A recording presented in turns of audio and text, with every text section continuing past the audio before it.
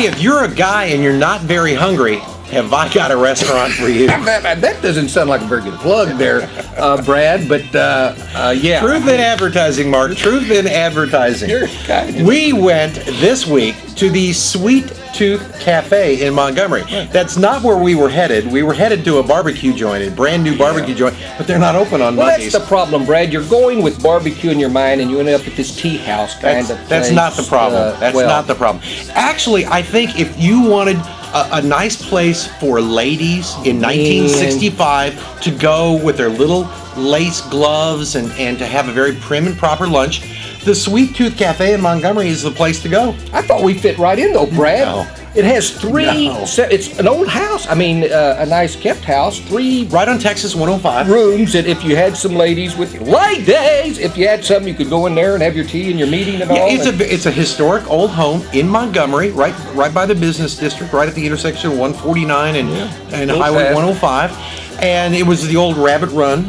restaurant. Now it's the Sweet Tooth Cafe. And it's a very limited menu in more ways than one. I'll say it. They're big on sandwiches and soups, and they had about 4 or 5 sandwiches. Oh, salads and soups and sandwiches. Yeah. They had your egg salad, your tuna salad, your chicken salad, and ham and cheese in a... And a grilled cheese on the kids' menu. Yeah, I got the grilled cheese. And not a whole lot else. So we both ended up getting the chicken and dumplings soup and the chicken salad sandwich. Right, chicken salad sandwich. Now, unfortunately, they don't tell you that the chicken salad sandwich is just chock full of nuts. Chock full of...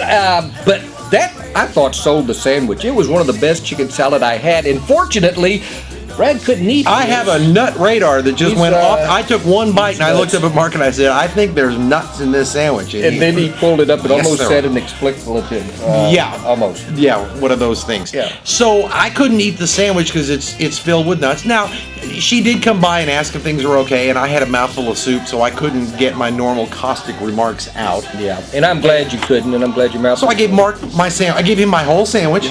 And he ate the thing. He scarfed it down, so it must have been pretty good. His was on a croissant. Mine was on a wheat bread, and it was delicious. Like I say, I've had. I don't know that I've had better. The chicken and dumplings was actually, it's a house specialty. They serve it, I think, every day.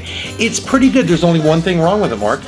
They misnamed it. Well, there's no chicken in it. It should be called dumplings. I did find one little sliver of chicken in the whole bowl. Yeah. Now the flavor is very good. Good flavor. The dumplings are nice and doughy, just like Grandma didn't used to make. Right. It's a northern, from what I understand, northern dumpling. The Yankees, they put their one big dumpling there, and in the South they kind of make theirs flat. This was a big doughy dumpling that you cut into. It was very doughy. Now again, the flavor is very good. There's just not a whole heck of a lot of chicken in it. Put a little bit more chicken in there, and maybe put something in there for a man-sized appetite, because there's not a lot of choices on the menu, and it's not particularly inexpensive.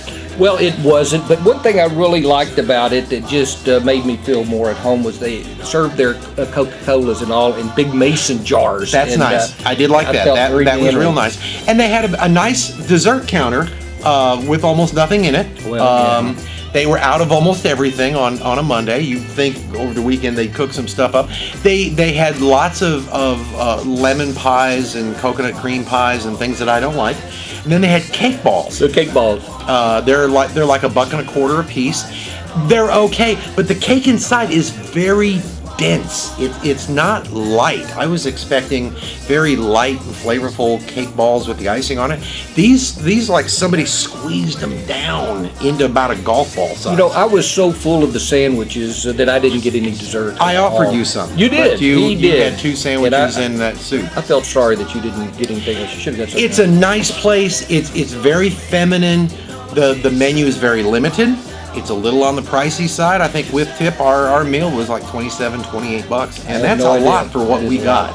But the waitress was a doll, Brad. She reminded me of somebody in the movies. I don't know who. Yeah, a lot of people remind you of people in the movies. Yeah. In any event, it's a nice place. Not particularly my kind of place. Probably Mark's kind of place. Probably Kay's kind of place. It's a place sandwich, once again. Yeah, a place where Kay and Mark could go and not be bothered. Yeah, I hope it does well, by the way. 11 to 3. It doesn't do supper, 11 o'clock to 3 or 11 to 2. I don't know. I think it's 3, though. Yeah. Anyway, it's the Sweet Tooth Cafe. Decent place. take your mother in town, take her out there. Really? Otherwise, It'd be so sweet. go find that barbecue place. Yeah. I'm Brad Meyer, restaurant critic for Houston Community Newspapers. Mark Hayter, columnist for the Courier and Villager. And Brad, today's episode of Wine and Dine is brought to you by Hayes Hudson's Hose Water. This stuff, Brad, you serve it warm and it tastes just like it came out of your hose. I don't know how they do it, Brad. It's unbelievable. Or why. Yeah. Next time, ladies and gentlemen. Bye. Bye. I don't know. What is this? It's home water.